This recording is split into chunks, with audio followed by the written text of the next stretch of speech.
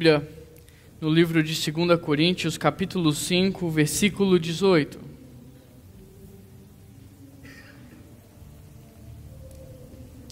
Segundo Coríntios, capítulo 5, versículo 18. Quem achou diz, achei. Quem não achou diz, espera aí. Vou esperar.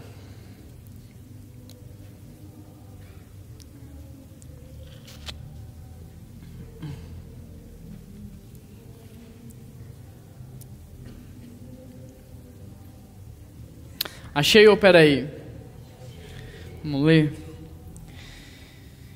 Tudo isso provém de Deus que nos reconciliou consigo mesmo por Jesus Cristo e nos deu o ministério da reconciliação. O tema da mensagem de hoje é a perspectiva de Deus em relação à oração, ou a oração sobre a perspectiva de Deus. Por isso, feche os seus olhos, vamos orar mais uma vez. Paizinho amado, Pai querido, quero te pedir que o Senhor venha pensar através do meu cérebro, que o Senhor venha olhar através dos meus olhos, que o Senhor venha falar através dos meus lábios, que sejam as tuas palavras, não as minhas, que o Senhor possa quebrantar o coração da tua igreja, para que em meio a tantas vozes, eles consigam ouvir somente a sua, que essa palavra possa penetrar nestes corações e que possa trazer transformação, que possa trazer diferença, que ninguém saia daqui da mesma forma como entrou, mas que essas pessoas possam sair daqui transformadas. Muito obrigado pela tua presença, ó Deus. É por isso que te oramos e te agradecemos em nome de Jesus. Amém. Eu tenho uma pergunta para te fazer nessa noite. Presta atenção na pergunta. Qual é o propósito eterno de Deus? Qual é o propósito eterno de Deus? Talvez você me diga, Juan, o propósito eterno de Deus é reconciliar o homem consigo mesmo. Este até pode ser um propósito de Deus, mas não é o propósito eterno. Porque para que Deus reconciliasse o homem consigo mesmo, um dia o homem precisou cair. Se este não é o propósito eterno de Deus, então qual é o propósito eterno de Deus? Talvez você me diga, Juan, o propósito eterno de Deus é salvar a humanidade. Legal, este também é o propósito de Deus? É. Mas ainda não é o propósito eterno de Deus, porque o homem um dia pecou para que Jesus Cristo pudesse o salvar. Se este também não é o propósito eterno de Deus, então qual é? Qual é o propósito eterno de Deus? Para entendermos qual é o propósito eterno de Deus, precisamos compreender o significado da palavra eterno. Eterno significa que não tem início e nem fim, ou seja, não vai começar por causa de e nem irá terminar por causa de, é eterno. Agora que você já sabe o que significa a palavra eterno, qual é o propósito eterno de Deus? Para respondermos essa pergunta, precisamos responder outra. O que Deus estava fazendo antes de criar o mundo? Você consegue imaginar o que Deus estava fazendo antes de criar todas as coisas? Antes de criar o homem, antes de criar a terra, antes de criar o mundo? O que Deus estava fazendo? Gênesis 1, versículo 2 diz que a terra era sem forma e vazia, e que havia abismo sobre a face da terra. Se a terra era sem forma e vazia, o que este Deus grande, tremendo e poderoso estava fazendo num lugar como este? Sem forma, vazio, num contexto de abismo. No versículo 3, disse Deus, haja luz. E no mesmo instante alguém ou alguma coisa responde à voz do Senhor, porque naquele mesmo instante houve luz. No versículo 9, disse Deus, ajuntem-se as águas. E no mesmo instante as águas foram ajuntadas.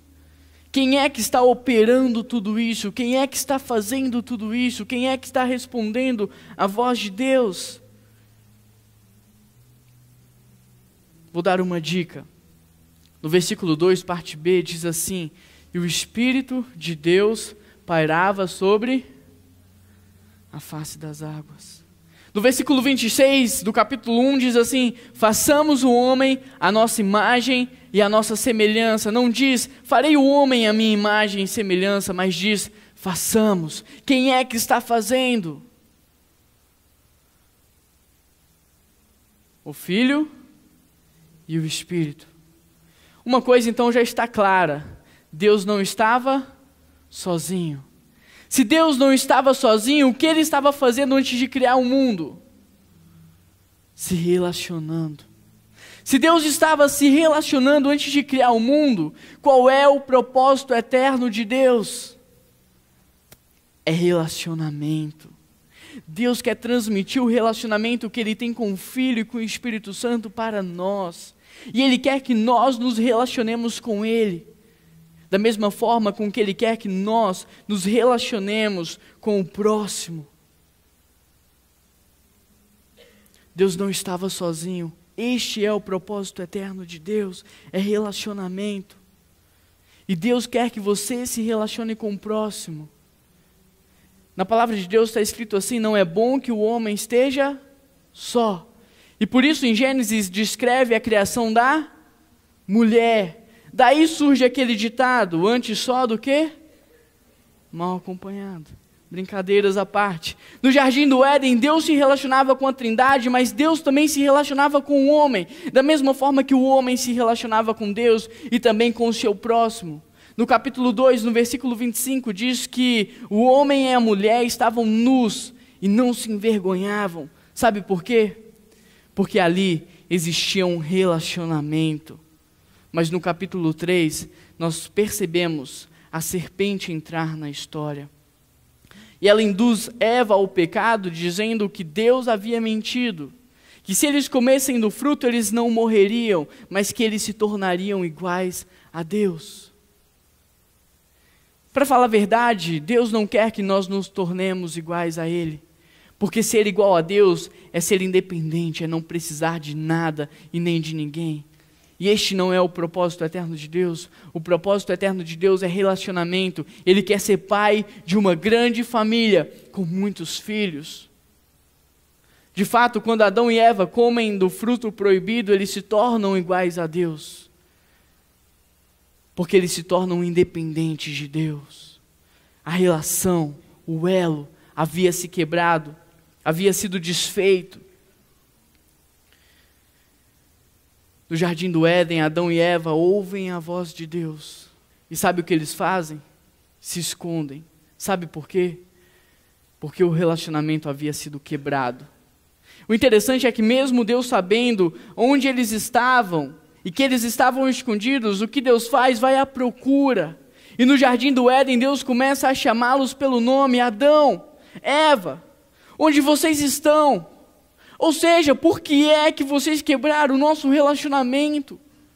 Por que é que vocês estão se escondendo de mim? Por que é que vocês estão fazendo isso? No versículo 12 do capítulo 3, Adão responde ao Senhor dizendo: essa mulher que o Senhor me deu me envenenou. Foi ela que destruiu o nosso relacionamento. Percebe que o relacionamento de Adão e Eva começa a viver uma desarmonia, começa a ser fracionado, quebrado. Porque no momento em que o homem perde o relacionamento com Deus, ele não sabe mais se relacionar com o próximo.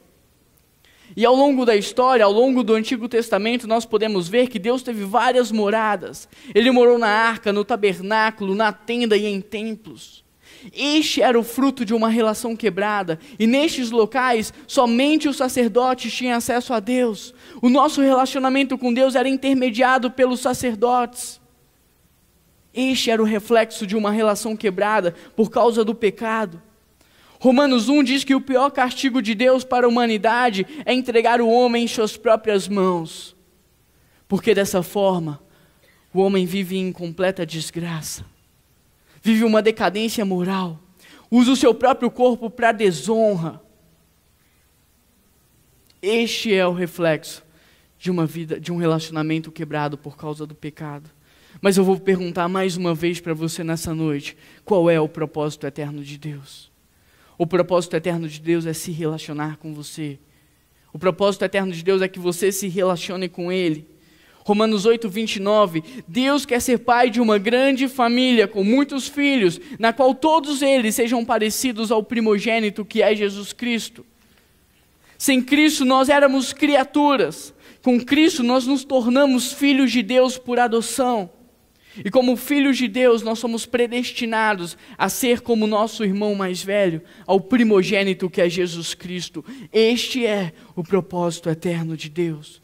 Deus enviou Jesus Cristo para restaurar a nossa união, para religar a nossa relação, para intermediar este novo relacionamento através de um novo corpo, Jesus Cristo, e o novo povo, a igreja do Senhor.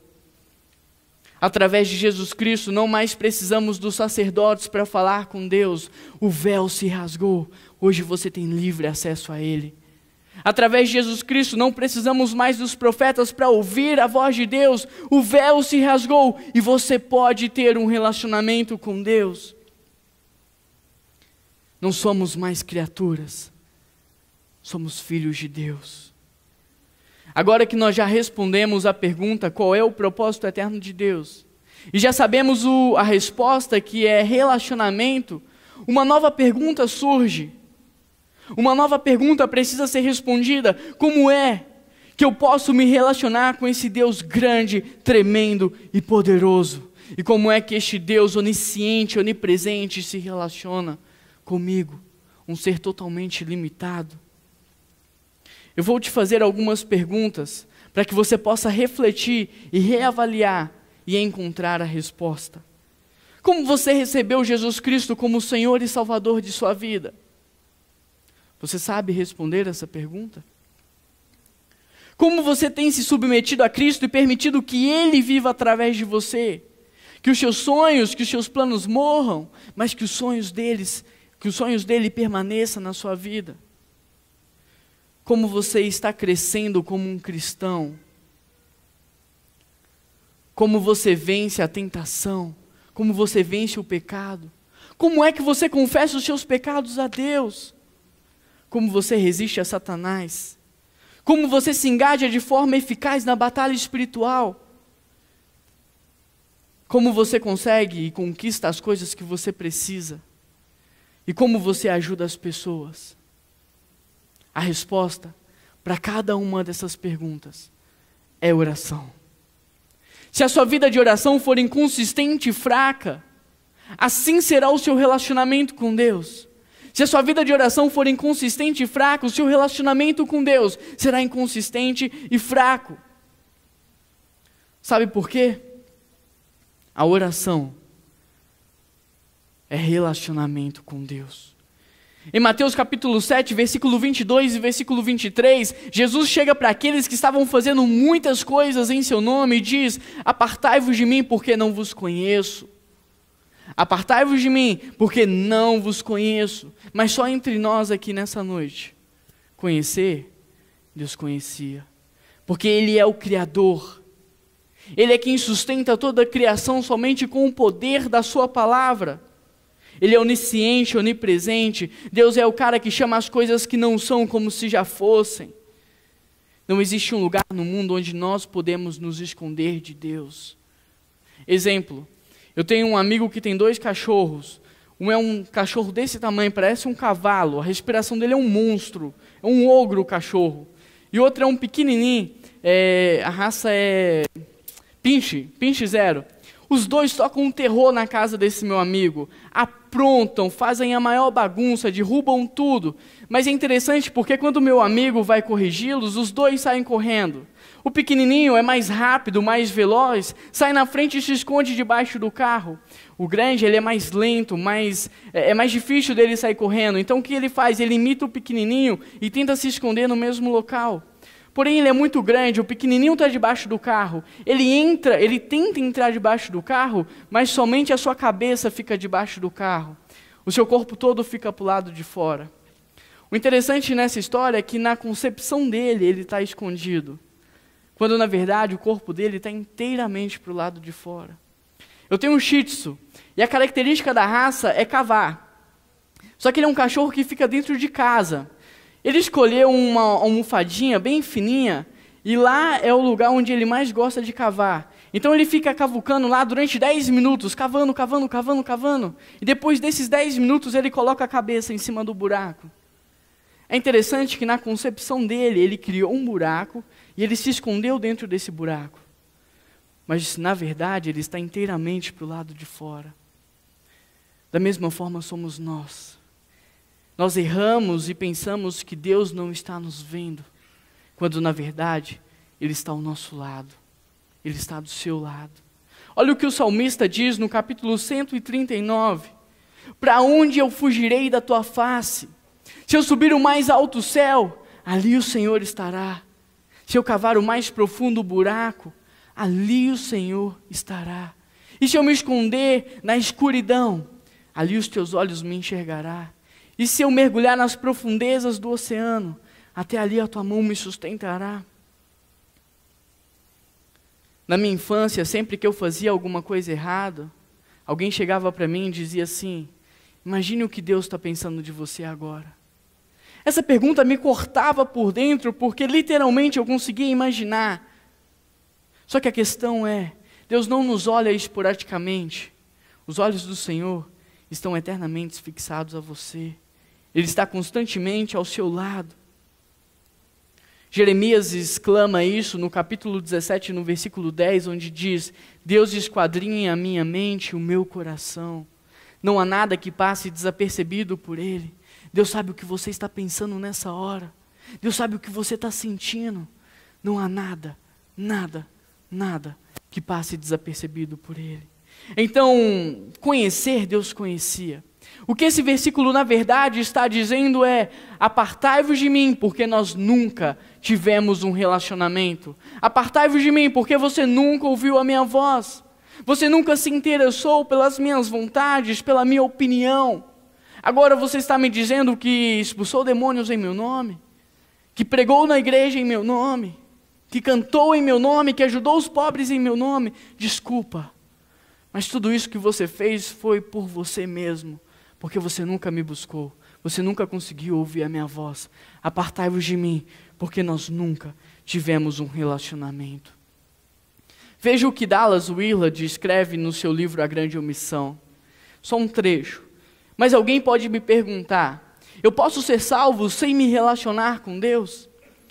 Bom, se olharmos pela perspectiva do amor divino, sim, desde que ele encontre qualquer fundamento para isso.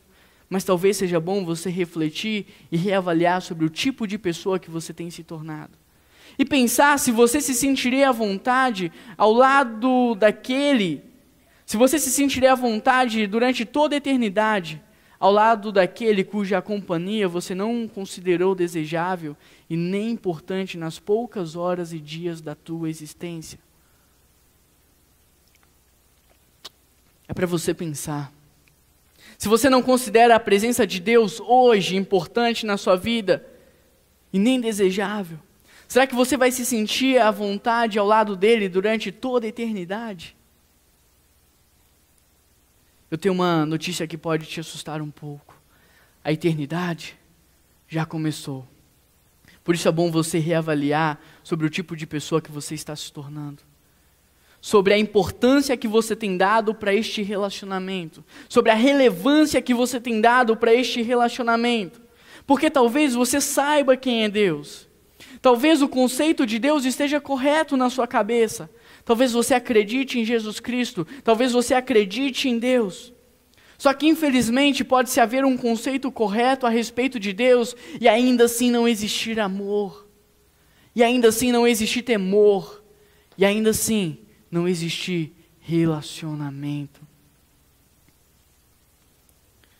No capítulo 3 de João, Nicodemos chega para Jesus e diz: Jesus, os meus olhos viram os milagres que você fez. Eu creio que você é Jesus Cristo. Eu creio que você é Filho de Deus. Sabe o que Jesus disse para ele? É interessante porque com Jesus não tem rodeio. Ele não usa 4 leis espirituais e nem as cores da pulseirinha, ele fala na cara. Sabe o que ele diz?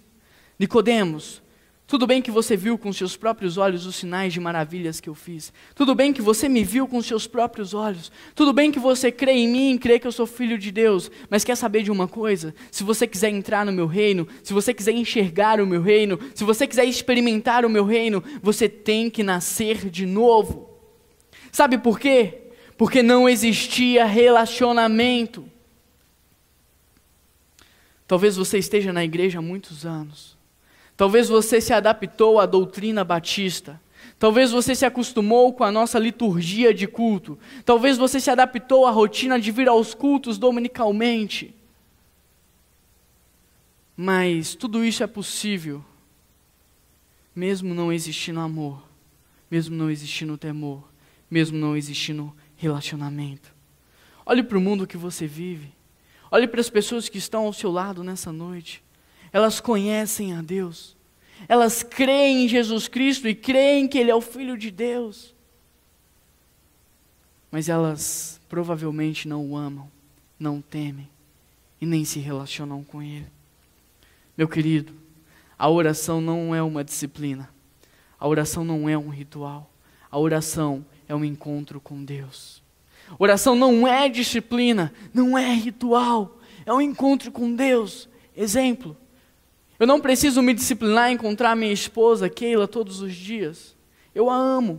E por isso eu me encontro com ela todos os dias. Eu não preciso me disciplinar em encontrar os meus amigos todos os dias. Porque eu os amo. E por isso eu os encontro todos os dias. Da mesma forma é você. As pessoas que você ama, você as encontra todos os dias. Por isso, a oração não é uma disciplina. Não é um ritual, mas sim um encontro com Deus. Podemos ver isso na história de Marta e Maria. Quando Jesus chega à casa de Marta e Maria, elas ficam muito agitadas. Marta sai para preparar a cama de Jesus, lavar o banheiro, arrumar a comida, fazer um monte de coisas, enquanto Maria senta aos seus pés e começa a ouvir as suas histórias. Marta, naquela agitação toda, correndo para um lado e para o outro, quando passa pela sala e vê Maria sentada aos pés de Jesus, não acredita naquela cena. Ela chega para Jesus e diz: escuta, será que você não percebe o que está acontecendo aqui? Eu estou me matando para te dar o melhor, enquanto Maria fica sentada aos seus pés. Jesus olha para Marta e diz: Marta, Marta, você está ansiosa, estressada, preocupada com muitas coisas, quando na verdade só uma coisa é necessário. Maria encontrou a parte boa, e isso não lhe será tirado. Qual é a parte boa que Maria encontrou? Relacionamento. Muitas vezes estamos mais preocupados em fazer coisas para Deus do que em ficar com o próprio Deus. Estamos mais preocupados em fazer coisas para Deus do que investir tempo com o próprio Deus. Você sabe como soletramos a palavra amor no século 21? Você sabe como soletramos a palavra amor no século 21? T-E-M-P-O. T-E-M-P-O.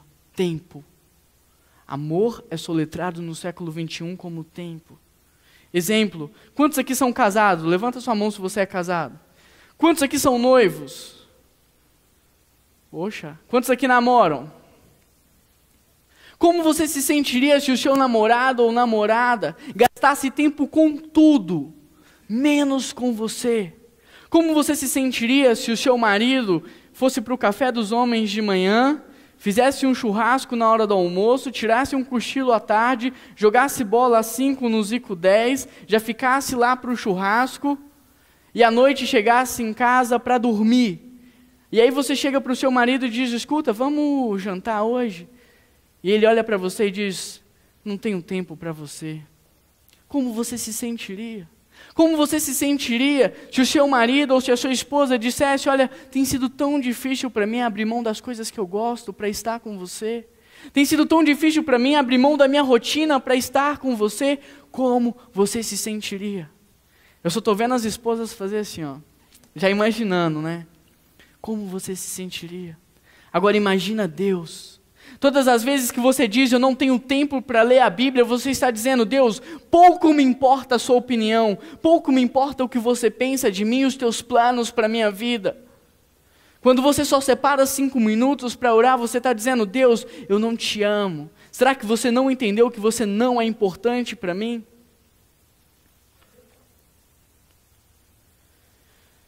Se você não aprender a valorizar a presença de Deus agora, provavelmente você não se sentirá à vontade ao lado dele durante toda a eternidade.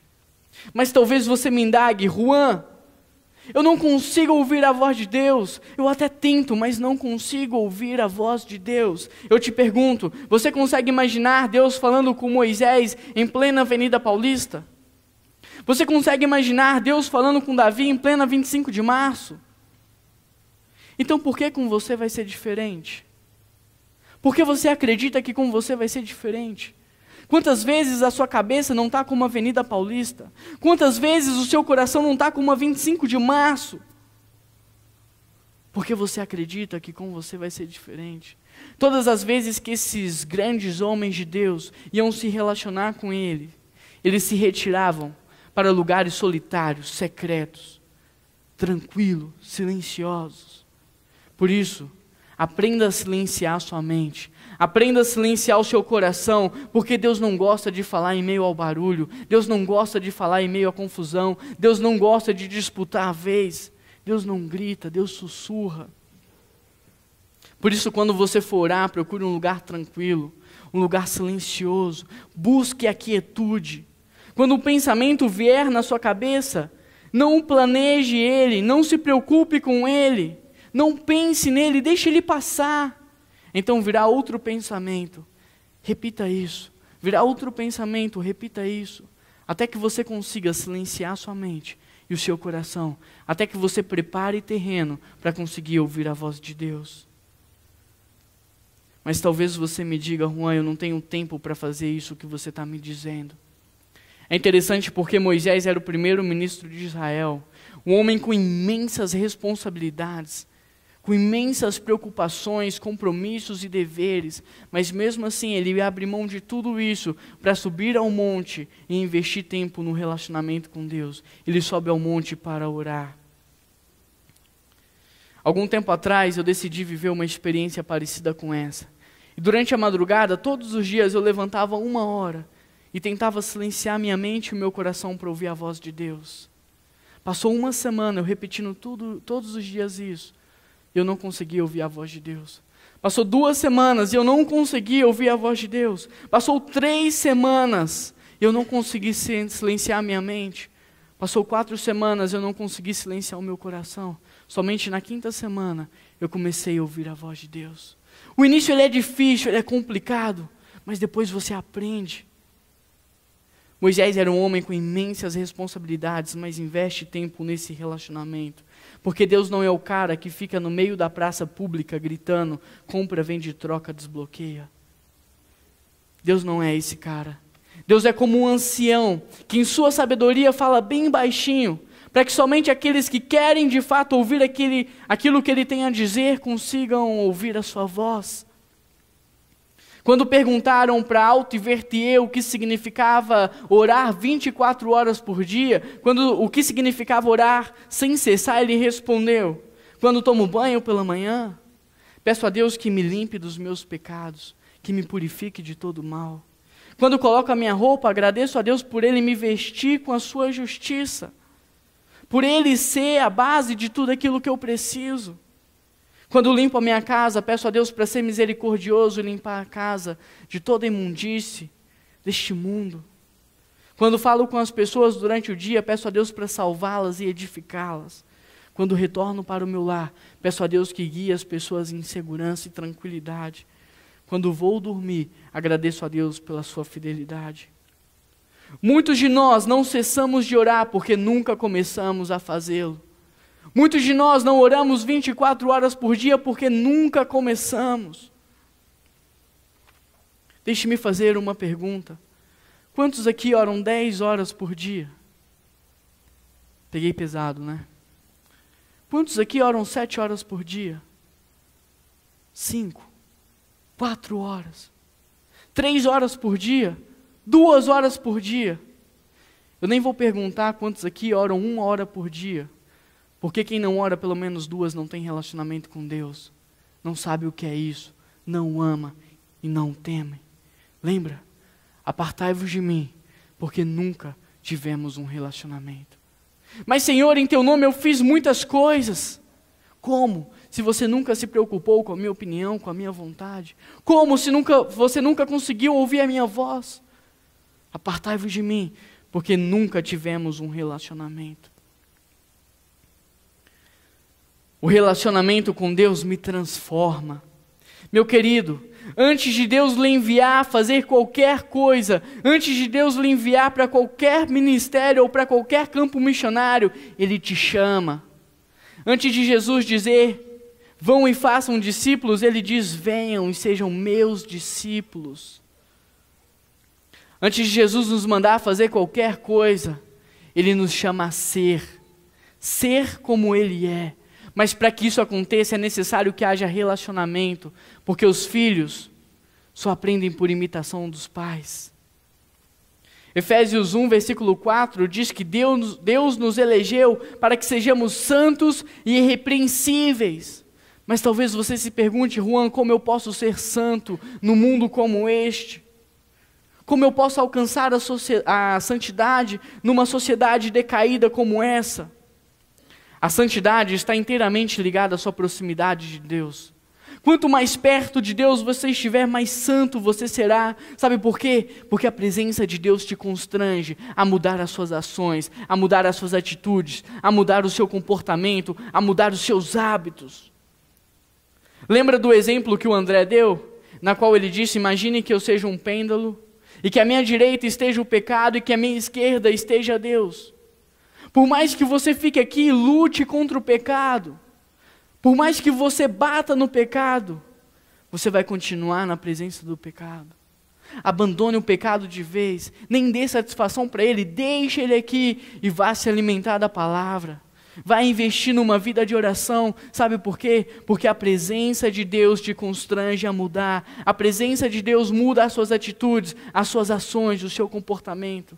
A presença de Deus nos alimenta, nos fortalece, nos sustenta. Exemplo, imagine que você tem um cachorro azul e um cachorro branco. E todos os dias você só alimente o cachorro azul. Você coloca água e ração para ele todos os dias. Um dia, o cachorro azul e o cachorro branco começam a brigar. Quem vai ganhar essa luta? Claro que é o azul. Porque foi ele quem você alimentou. Para de alimentar o pecado. Para de lutar contra o pecado. Porque no final das contas você vai continuar na presença dele. Abandone ele. E vá buscar a palavra de Deus. E vá investir numa vida de oração. Quanto mais perto você estiver de Deus, mais santo, puro e justo você estará. Quanto mais distante você estiver de Deus, mais impuro, contaminado você viverá. Quer largar as drogas? É um desafio que eu te faço nessa noite. Quer parar de beber? Quer largar o cigarro? Quer parar de mentir? Quer ser fiel à sua esposa ou ao seu esposo? Se relacione com Deus, porque é a presença dele que te transforma, é a presença dele que te alimenta, é a presença dele que te cura e é a presença dele que te liberta. Exemplo, antigamente eu tinha um vício, um hábito muito feio. Eu dirigia falando ao celular, mas eu tinha um amigo muito chato. Ele falava um monte na minha cabeça. Todas as vezes que eu atendia o celular ao lado dele, eu já sabia, ele ia falar na minha cabeça. Um dia eu tomei a decisão, eu não ia mais atender ao celular, pelo menos do lado dele. E de fato isso aconteceu. Só que por coincidência ou não, a gente começou a ficar mais amigo e ele começou a andar cada vez mais perto de mim. E quando eu estava sozinho, eu mandava mensagem, eu lia a Bíblia, eu entrava no Facebook, tudo isso dirigindo. Quando eu estava do lado dele, o celular tocava, e eu nem ligava. Mas é interessante porque do lado dele eu nem pegava no celular. E sabe o que aconteceu? Aos poucos, eu fui vencendo esse vício. Sabe por quê? A presença desse meu amigo me constrangia a pegar o celular. Da mesma forma, a presença de Deus nos constrange.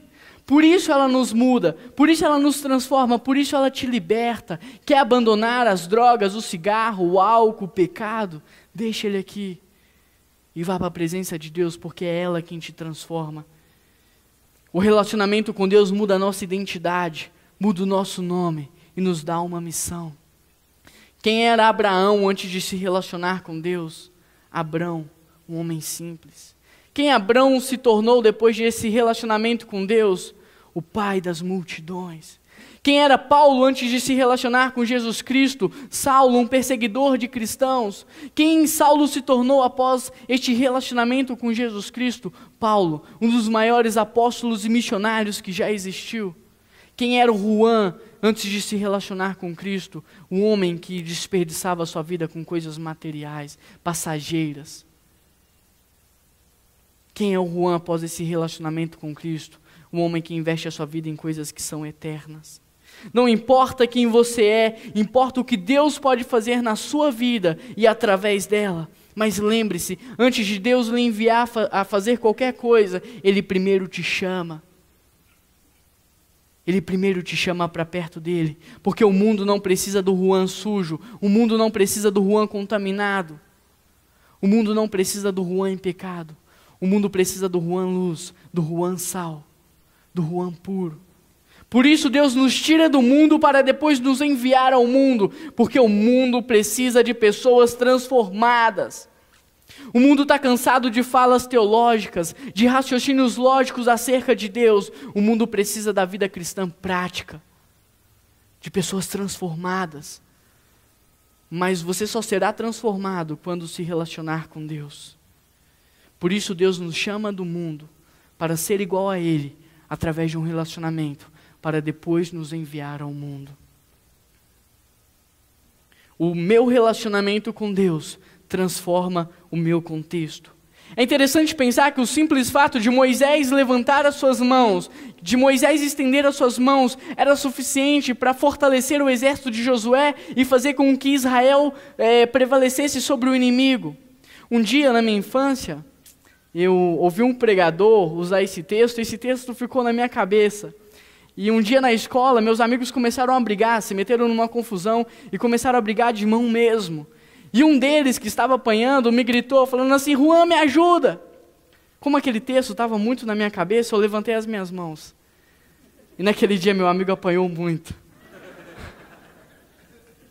É interessante pensar que o simples fato de Moisés estender as suas mãos era suficiente para influenciar a vitória de Israel e fortalecer o exército de Josué.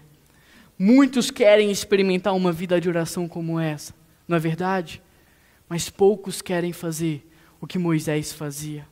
Moisés era o primeiro ministro de Israel, mas abriu mão de tudo para investir num relacionamento com Deus. O interessante é que em uma dessas idas ao monte, quando Moisés desce, o seu rosto está completamente iluminado. O seu rosto resplandece a imagem de Jesus Cristo, a glória de Deus. Êxodo 24. E todas as pessoas que viam Moisés descer do monte sabiam que ele havia se encontrado com Deus, sabia que a presença de Deus estava manifesta através de Moisés. O contexto de Moisés é influenciado por causa do seu relacionamento.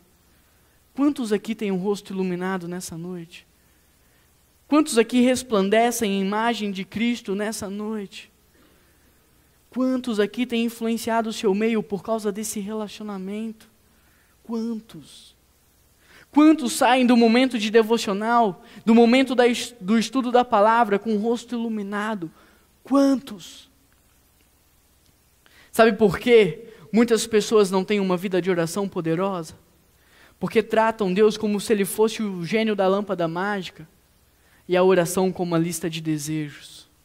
Quem tem Deus como um gênio da lâmpada e a oração como uma lista de desejos, não consegue orar por mais de 5 minutos. E por isso, você ora tão pouco. Só teremos uma vida de oração poderosa quando entendermos o que é a oração do ponto de vista de Deus. E a oração do ponto de vista de Deus é relacionamento.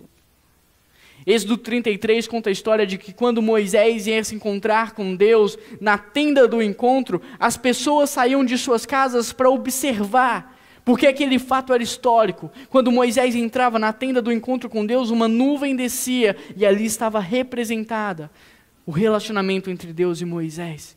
O interessante é que nesse texto diz que Moisés falava com Deus como se fala com um amigo, face a face.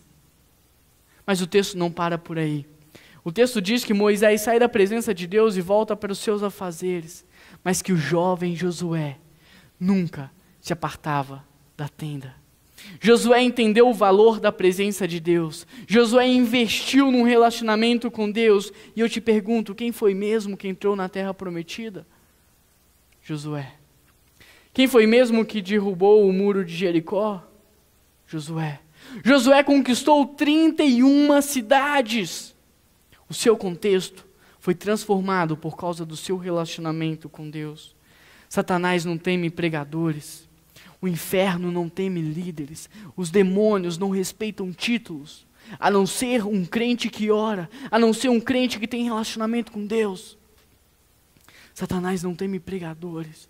O inferno não teme líderes. Os demônios não respeitam títulos. A não ser um crente que se relaciona com Deus. Na igreja, muitos querem organizar, mas poucos querem agonizar em oração. Muitos querem interferir, mas poucos querem interceder. Muitos querem falar, mas poucos querem clamar. Quando se tem 5 horas para fazer algo, é melhor usar 2 horas para orar e 3 para fazer do que usar só 5 para fazer. Quando se tem 5 horas para fazer algo, é melhor usar 2 horas para orar e 3 horas para fazer do que usar só 5 para fazer. Algumas semanas atrás, uma pessoa chegou diante de mim e disse: puxa, eu estou com o coração aflito, eu estou triste. Eu disse: por quê? Aconteceu alguma coisa? A pessoa respondeu: puxa, eu vi uma história que me deixou tão abalado, e eu não pude fazer nada. Eu disse: como não? Você pode orar. Mas eu queria fazer alguma coisa prática. Quando você ora, você está servindo. Quando você ora e você está agindo, não se separa serviço de oração. Em 2005, eu participei de um projeto missionário no Vale do Jequitinhonha, na cidade de Rubi. Eu tinha 15 anos quando participei desse projeto missionário e comigo tinham mais 50 adolescentes naquele local. Nós nos deparamos com uma situação de calamidade. Aquele local não experimentava a chuva há mais de 1 ano e meio, não sabia o que era chuva. A água era a coisa mais valiosa naquela cidade. Para você ter ideia da temperatura que estava aquele local, da sensação térmica, a tinta do material plástico manchava a sua roupa se você encostasse. Antes de irmos para a rua pregar o evangelho, sabe o que nós fizemos? Fizemos uma roda de oração num descampado, no meio da cidade.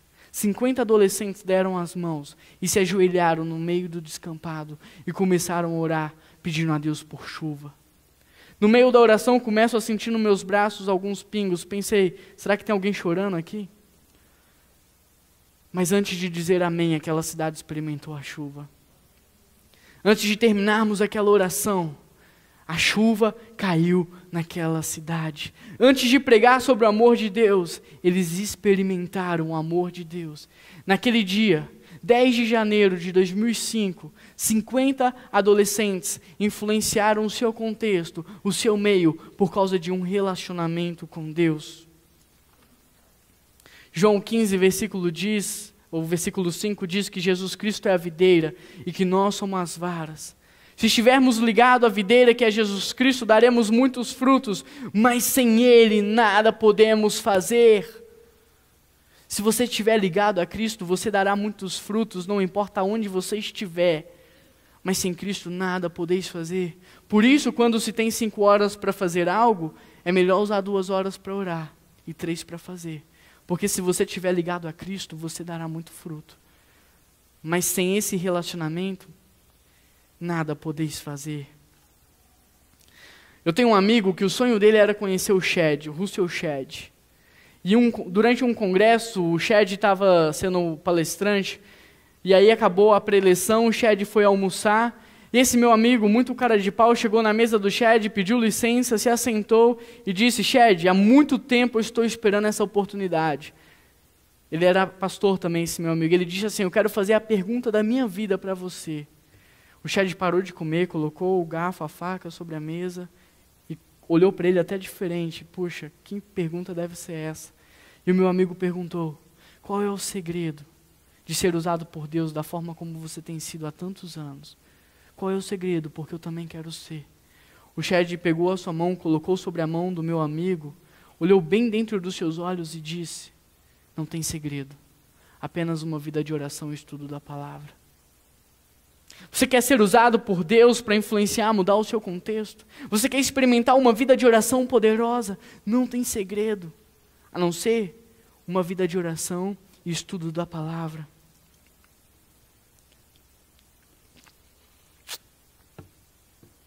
Para terminar, na prática, é o que você vai fazer com tudo isso que você acabou de ouvir. É como você vai colocar isso no seu dia a dia.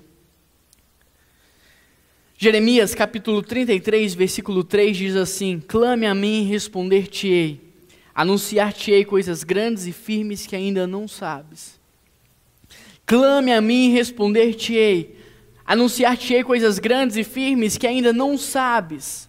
O primeiro passo é, quando você for orar, procure um lugar secreto, um lugar silencioso. E fique lá até você conseguir silenciar somente o seu coração. Lembra? Quando o pensamento vier, não o planeje, não se preocupe com ele, deixe ele passar. Fique lá até silenciar somente o seu coração. Depois, converse com Deus, como o texto de Moisés diz, como se conversa com um amigo. Fale face a face com Ele. Se você tem dificuldade, use um travesseiro para representar Deus, mas converse com Ele como se Ele fosse um amigo. Depois, fique em silêncio esperando Ele responder a sua oração. Não importa o tempo que for, fique em silêncio. E em terceiro lugar, pratique as coisas grandes e firmes que Ele te anunciar. Viva as coisas grandes e firmes que Ele tem para você. Eu vou te dar 2 exemplos, e enquanto eu estiver contando esses exemplos, eu te peço que você vá refletindo sobre esses 3 passos. O primeiro exemplo é de quando eu tinha 13 anos. Quando eu tinha 13 anos, eu fiz uma oração. Eu orei assim, Senhor, que a minha primeira namorada se torne a minha esposa, e que o Senhor me ajude a ser fiel a ela até o dia da minha morte. Eu não sei por que cargas d'água eu orei isso, eu não sei sobre qual influência eu fiz essa oração, eu sei que eu a fiz, pedindo a Deus uma esposa e que eu fosse fiel a ela até o dia da minha morte. Eu clamei, clame a mim, eu clamei. Deus me respondeu, Ele me deu uma namorada aos 14 anos, e Ele me anunciou coisas grandes e firmes. Sabe o que Ele disse? Ela terá forças para segurar as suas mãos todas as vezes que você não aguentar mais estendê-las para orar. Ela te segurará em pé todas as vezes que os baques da vida e do ministério te fizer cair. Ela transformará o seu lar em um refúgio, um lugar de paz, para que você se relacione com Deus neste local. Isso foi o que Deus me respondeu, isso foi o que Deus me anunciou aos 13 anos. Sabe o que aconteceu? Aos 13 anos eu fiz essa oração. Aos 14 anos eu conheci a Keila, que hoje é minha esposa e está sentada aqui na frente. Nós namoramos durante 4 anos. E quando eu tinha 18 anos eu terminei esse namoro. Não porque eu não a amava mais. Não porque eu não a respeitava mais. Não porque eu não a admirava mais. Mas porque eu sabia que ela era minha esposa. Puxa, por quê, né, Juan? Porque antes de assumir um compromisso sério diante dos homens, porque diante de Deus eu assumi aos 13 anos, eu queria desfrutar as coisas dessa vida. Antes de assumir um compromisso perante os homens, eu queria experimentar outras coisas. E eu cheguei no meu trabalho e disse, galera, terminei o meu namoro. Ninguém acreditou no que eu estava falando. Falei assim, é sério, eu terminei o namoro. Ele falou assim, me prova. Hoje nós vamos à boate, eu quero ver se você vai comigo. E eu fiquei já trêmulo, nervoso, porque eu nunca tinha ido a uma boate, eu nunca tinha bebido nada, e eu nem sabia como era uma boate. Mas enfim, para provar para eles, aceitei o desafio, fui para minha casa, troquei de roupa, tomei um banho, me preparei. Quando foi 9h30 da noite, eles pararam na porta de minha casa, chamaram no interfone, eu saí, entrei no carro. Foram 3 carros, lotados de amigos para aquela boate. O interessante é que quando nós entramos na boate, cada um foi para um lado. Não tinha mais amizade, né? Cada um foi fazer alguma coisa e me deixou sozinho no meio da boate. Eu não sabia o que fazer, eu não sabia o que falar, eu não sabia o que pensar, estava ali. Uns foram ficar, outros foram dançar, outros foram beber, e eu estava parado no meio da boate olhando tudo aquilo. Então saí andando, caminhei até o balcão do bar e fiquei sentado lá observando o que estava acontecendo. Eu sou um cara muito observador e comecei a observar a atitude das pessoas, o comportamento daquelas pessoas. Eis que do nada, surge no meio daquela multidão a menina dos meus sonhos. Homens, pensa naquele estereótipo de mulher que vocês gostam. Era aquela menina. Ela era loura natural, tá, gente? Não vale loura pintada. Era ela loura, olhos claros, alta, do jeito que eu sonhava. E ela estava dançando e eu me peguei hipnotizado olhando para ela naquele dia. Era como se todas as luzes tivessem sido apagadas, como se só estivesse eu e ela naquele salão e um refletor em cima dela. Eu estava completamente hipnotizado vendo ela dançar. De repente ela percebe que eu estou olhando para ela. Eu, desnorteado, meio sem graça, tento puxar assunto com a pessoa que estava do meu lado, mas a pessoa nem me deu bola. E eu, mais sem graça ainda, peguei o celular, fingi que estava falando no celular, mas olho para a parede e tinha um aviso falando que ali não tinha sinal. E eu, mais envergonhado, isso porque a menina continuava me olhando, olhei para o garçom e disse: meu amigo, me dá a bebida mais forte que você tiver. Lembra? Eu nunca tinha bebido nada. Ele me deu aquela bebida, eu estava com a mão trêmula. Molhei a mão, o balcão, minha roupa. E aí quando eu bebi aquilo lá, comecei a ter tremelique. Porque aquele negócio desceu rasgando dentro de mim, queimando. E comecei a tremer na frente da menina e muito sem graça com toda aquela situação. Sem saber o que fazer com as mãos, tentei enfiar no bolso, mas as minhas mãos tremiam tanto que eu não conseguia achar o buraco do bolso. As minhas pernas começaram a tremer, então sentei no balcão e fiquei olhando a situação e a menina começou a vir na minha direção. Aí eu comecei a orar. Comecei a pedir a ajuda de Deus. Falei: Deus, me ajuda. Eu não sei o que falar, eu não sei o que fazer. Me dá sabedoria nessa hora, me dá discernimento espiritual. E comecei a clamar o nome de Deus naquela hora, porque eu literalmente não sabia o que fazer. E aquela menina veio andando na minha direção, chegou diante de mim e ficou parada. Aqueles segundos viraram eternidade. Não passava. Eu, sem saber o que fazer, me levantei e fiquei parado em frente a ela. Ela pegou a minha mão, colocou na cintura dela e pegou a mão dela e colocou no meu pescoço e veio me puxando para me beijar. Eu então segurei ela, empurrei ela e disse: eu não posso fazer isso. Ela disse: por que não? Algum problema comigo? Eu disse: claro que não, mas eu nem te conheço, eu nem sei o seu nome. Ela novamente colocou a sua mão no meu pescoço e disse: não tem problema, o meu nome é. Depois eu conto o nome dela para vocês. Brincadeira, eu vou contar agora que a gente não tem mais tempo. Ela começou a me puxar e começou a dizer: meu nome é Keila.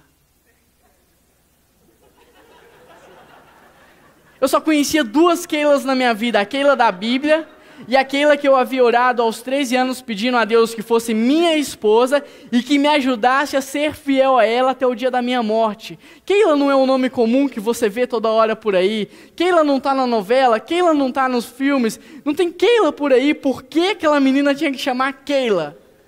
Eu empurrei ela e saí andando. No meio do caminho, parei, olhei para ela e falei assim: olha, eu não sou gay, viu? E continuei a andar e fui embora. E hoje está aí, 2 anos de casado, 6 anos de namoro, tudo porque há 8 anos atrás eu fiz uma oração pedindo a Deus que a minha primeira namorada fosse a minha esposa e que Ele me ajudasse a ser fiel a ela até o dia da minha morte. O mais importante numa oração não é o que você fala. Isso é importante? Claro que é importante sim, mas o mais importante numa oração é o que você faz com a resposta que Deus lhe dá. É o que você faz com as coisas grandes e firmes que Deus lhe anuncia. Por isso, eu quero te perguntar: o que você tem feito com as respostas de oração? O que você tem feito com as coisas grandes e firmes que Deus tem te anunciado? O quê? Há 4 anos atrás, o meu irmão teve um tumor no cérebro, um tumor enraizado. E eu fiz essa mesma oração. Eu clamei a Deus pedindo cura. Cura. Deus respondeu a minha oração naquele dia dizendo: Juan, essa doença não é para a morte, mas é para a glória do meu nome. E Deus não só respondeu aquela oração naquele dia, como me anunciou coisas grandes e firmes. Sabe o que Ele disse? Enquanto o seu irmão Renan estiver no hospital, eu vou salvar toda a sua família. Todos eles vão se render aos meus pés. E quando eu digo só a sua família, eu não estou falando do seu pai, sua mãe, seus irmãos. Eu estou falando dos seus tios, seus primos, seus avós. Enquanto o seu irmão estiver no hospital, todos os seus amigos se renderão aos meus pés. Não só os seus amigos, como os amigos dos seus irmãos, dos seus pais, dos seus tios, primos e avós. Enquanto o seu irmão estiver no hospital, eu farei uma grande obra na sua vida. Foi o que Deus me anunciou. Esse foi o meu relacionamento com Deus. Mas sabe o que de fato aconteceu? Deitado no chão do estacionamento do hospital, chorando em voz alta, eu falei uma frase que eu jamais me esqueci: Deus, se o Senhor curar a vida do meu irmão, eu vou te dar o meu carro. Eu dou o meu carro para esse hospital. Uma pessoa, ouvindo eu chorar e falar aquelas coisas, colocou a mão no meu ombro e disse: Juan, Deus não quer o seu carro, Deus quer a sua vida. Esse foi o dia que Deus me chamou para o ministério. Deus quer o seu coração. Enquanto meu irmão Renan estava no hospital, os meus pais se renderam aos pés de Jesus. Meu irmão se rendeu aos pés de Jesus. Toda a minha família se rendeu aos pés dele. Enquanto meu irmão Renan estava no hospital, nós gravamos um vídeo de testemunho dele um dia antes da cirurgia. Esse vídeo tem 10 mil visualizações no YouTube.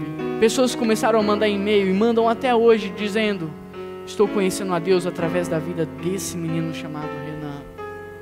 Enquanto meu irmão estava no hospital, nós levávamos caixas e caixas de Bíblias para aquele hospital.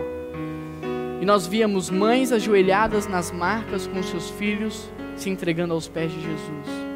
Nós vimos o médico que operou o Renan se entregando aos pés de Jesus. E até hoje, depois de 4 anos, Deus tem feito coisas através daquela oração. O que você tem feito com as respostas de oração? O que você tem feito com as coisas grandes e firmes que Deus tem lhe anunciado? Cuidado. Sabe por quê? Muitos entram numa oração somente para falar. Falam e já emendam a última palavra no amém. Não dão tempo para Deus responder. Não dão tempo para Deus anunciar as coisas grandes e firmes que Ele tem para a sua vida. Não precisa responder, mas qual a sua idade? Quanto tempo você já perdeu? Quanto tempo sem desfrutar desse relacionamento com Deus? Sem desfrutar desse momento gostoso com Deus? Sem desfrutar das respostas de oração? Sem desfrutar das coisas grandes e firmes que Ele tem para a sua vida? Quanto tempo você já perdeu? Não entre numa oração somente para falar. Entre numa oração para ouvir o que Deus tem para a sua vida. Entre numa oração para ouvir as coisas grandes e firmes que Ele tem preparado para você, para a sua família, para o seu meio, para o seu contexto. Deus expressa a sua palavra através da sua vida. Deus expressa a sua vontade através da sua vida. Você é o portador da palavra de Deus. E é essa palavra quem te transforma. E é essa palavra que transforma o seu meio. E é essa palavra que transforma o seu contexto. Da mesma forma que Moisés desceu do seu encontro com Deus, com o rosto iluminado, resplandecendo a imagem e a glória de Deus, você deve sair do seu momento a sós com Deus, da sua devocional, com o rosto iluminado, resplandecendo a imagem de Deus. Porque é isso que o mundo precisa, de pessoas transformadas. É isso que o mundo está clamando, por pessoas que resplandeçam a imagem de Cristo. Todos querem ver essa imagem e você é o portador dela.